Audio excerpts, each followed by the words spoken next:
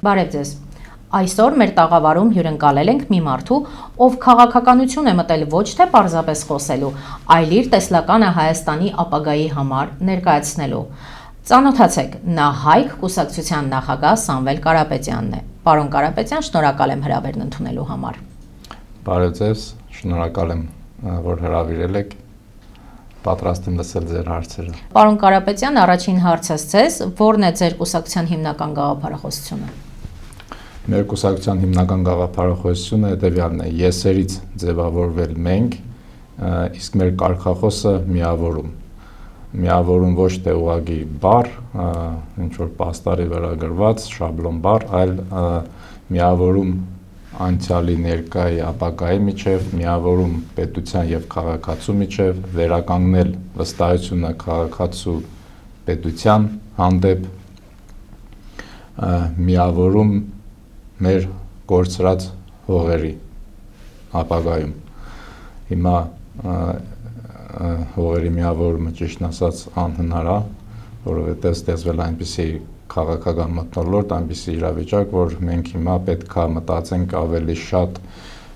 ոնց անենք, որ չկորցնենք Հայաստանը, ուժեղանանք, զարգանանք, իսկ ապագայում արդեն մտածենք մեր հողերի միավորման մասին։ Բայց միավորում հողերի մասին խի եմ ասում, որովհետև դա չի կարելի մոռանալ, մեր հողերը հիմա գրաված է թշնամու կողմից, ու դա ուրանալը, մոռանալը ասելով հարցը փակում ենք թե Արցախի նկատմամբ, թե Նախիջևանի նկատմամբ, թե Արևմտյան Հայաստանի նկատմամբ, ես կարծում եմ դա դավաճանություն է, ուրացում է, դրա համար մեր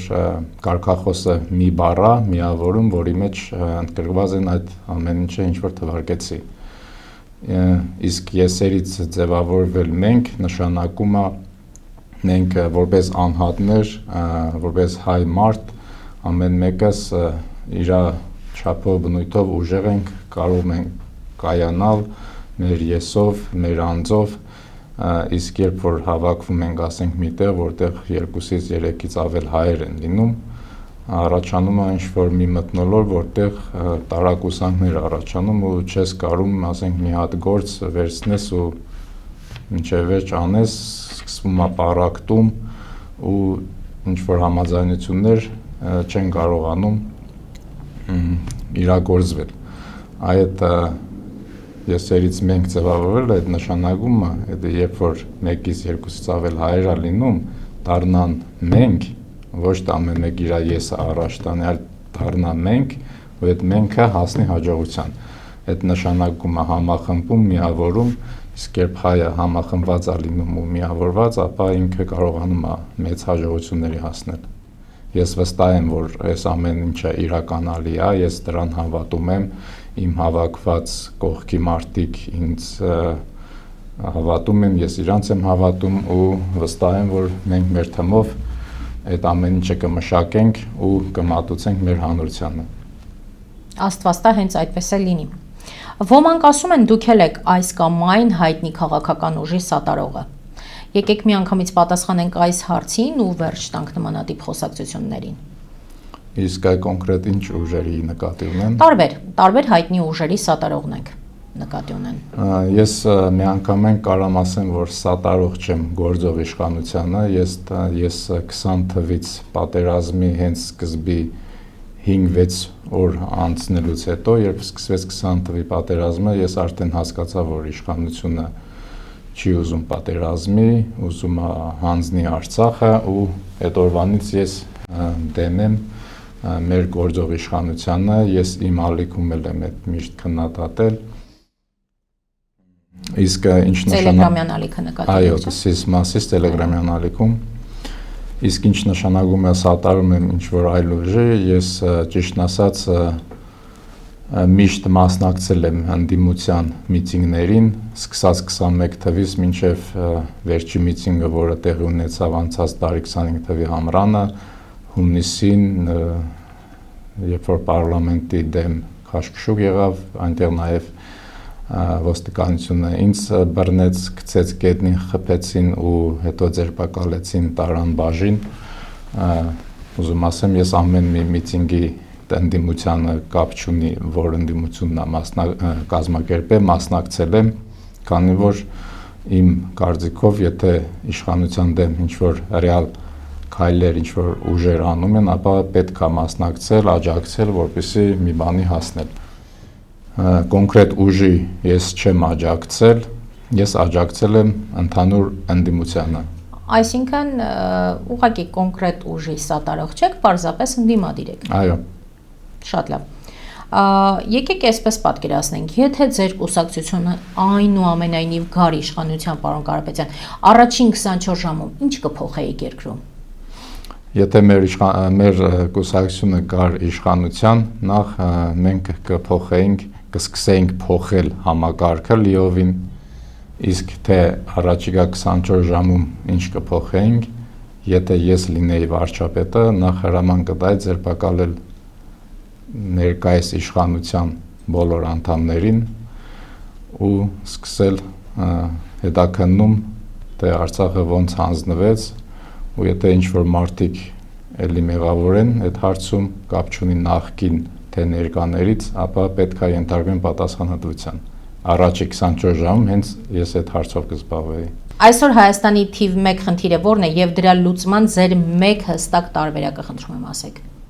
Այսօր Հայաստանի թիվ 1 խնդիրը այս իշխանությունից ազատվելն է, քանի որ եթե իշխանությունը մնաց ու վերընտրվեց հունիսի կայանալիք ընտրություններին, ապա ես վստահ եմ, այդ իմ ինտուիցիան է ասում, որ մնալու դեպքում իրանց իշխանության գահին մենք ինչ-որ բան հանձնելու ենք։ Ցավոք սրտի 21 թվին երբ ինքը վերընտրվեց, մենք կորցրինք Արցախը, իսկ հիմա եթե նորից վերընտրվի, ես վստահ եմ, էլի ինչ-որ բան կորցնելու ենք։ Ես չգիտեմ, հող կկորցնենք, ինչ-որ չափի տարածք կկորցնենք, կամ միջանցք կտա, կամ չգիտեմ, ինչ-որ շրջան լիովին կկորցնենք, բայց վստահ եմ, որ ինչ-որ վատ բան լինելու է։ Թիվ 1 խնդիրը լուծելու համար պետք է առաջնահերթ ազատվել ՀՀ-ում գործող իշխանությունից, որովհետև եթե մնաց մենք ինչ-որ բան հաստատ կորցնելու ենք։ Շատ լավ։ Եվ վերջին հարցս ձեզ։ 3 համագումարի ժամանակ հայտարարվեց, որ առաջիկա քաղաքական ընտրություններին Հայքը չի մասնակցի։ Ինչու Հայքը չի մասնակցի առաջիկա քաղաքական ընտրություններին, չէ՞ որ մարդիկ ի վերջո սպասում էին։ Շատ լավ հարց է, պատասխանեմ այս ձև։ Մենք ինձ որպես կուսակցության նախագահ գրանցեցին ապրիլի 6-ից այս տարի, այսինքն 15-16 օր առաջ ընդամենը, չնայած որ մենք հայտը ներկայացրել էինք մարտի 11-ից ու մեզ 10 օրում պետք է հաստատեին, բայց ինչ-որ սխալներ կտան, ինչ-որ բառեր, ինչ-որ կետադրության սխալներ ու երկարեց մի ամիս գրեթե, դրա համար մենք ցավոք սրտի շատ ժամանակ կորցրինք ու երբ մեզ հաստատեցին ապրիլի 6-ից մենք անմիջապես անցանք գործունեության ու մենք փաստացի 15-16 օրում ցավոք սրտի չկարողացանք այնպիսի աշխատանք ծավալել, որը թույլ կտար մեզ մասնակցել ամբողջովին ընտրության, չնայած որ ես ինքս էլ շատ էի ուզում, մեր թիմը շատ էր ուզում, բայց գնահատելով մեր ներքին ռեսուրսները, հետազոտելով, անալիզ անելով քաղաքական դաշտը, մեր քաղաքական ընդդիմադիր ուժերին, հասկացանք, որ եթե մենք հիմա մտնենք ընտրությունների մեջ ու մասնակցենք, ապա ցավոք սրտի չենք կարողանալու հավաքել այնքան քանակով ձայներ, որը կապահովեր մեզ անցնել շեմը 4%-ի, իսկ չանցնելու դեպքում փաստացի մեր ձայները կփոշյանային ու ցավոք սրտի այս վիճակում ներկապային այնպիսի իրավիճակ է ստեղծվել, որ գործող իշխանությունը իմ կարծիքով կհավաքի ավելի շատ ձայն, քան ընդդիմադիր ուժերը, բայց ոչ մեծամասնություն, դրա համար ճիշտն ասած մենք մտածեցինք, որ մեր ձայների մեծ մասը կգնա գործող իշխանությանը եւ իսկ այդ պատճառով մենք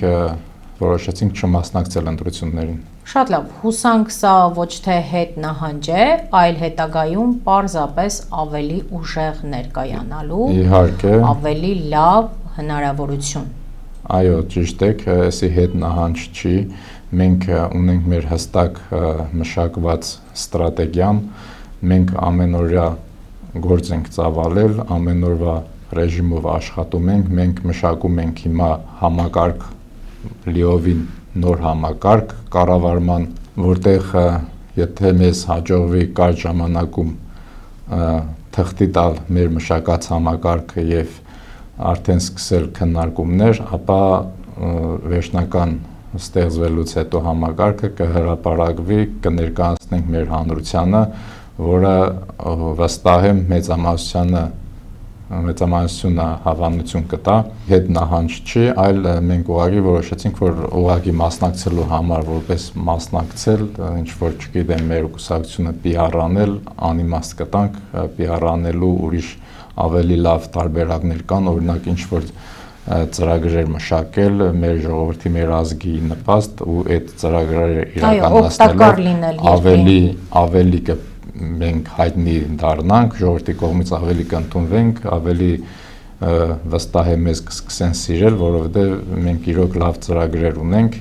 հենց մեր ազգի, ժողովրդի, շահերի հետ կապված ու մենք որպես կուսակցություն ապագայում ամեն ինչը այդ իրականացնելու ենք։ Իդեպ հայտնի լինելու մասով գործում ենք ընդամենը 15-16 օր, այսպես հա կարելի է ասել, բայց արդեն շատերը գիտեն Հայք կուսակցությանը, նույնիսկ նրանցից ոմանք ծանոթ են Հայք կուսակցության գաղափարախոսությանը։ Սա հավել եմ պարզապես։ Շատ ուրախ եմ, հաճելի է լսել։ Շատ լավ, շնորհակալ եմ եւս մեկ անգամ հյուրընկալման համար եւ ուզում էի տեղեկացնել եւ հիշեցնել, որ մեր հյուրն էր Հայք կուսակցության նորընտիր նախագահ Սամվել Կարապետյանը։ Խոսքը լսեցինք, հիմա հերթը ձեր որոշմանն է, կհանդիպենք հաջորդ կարևոր զրույցում։ Շնորհակալ եմ հրավերքի համար, մինչ հանդիպում։ Հույս ունեմ սա մեր միակ զրույցը չի լինի, հաջորդիվ դեռ հանդիպելու ենք, դեռ զրուցելու ենք, դեռ քննարկելու ենք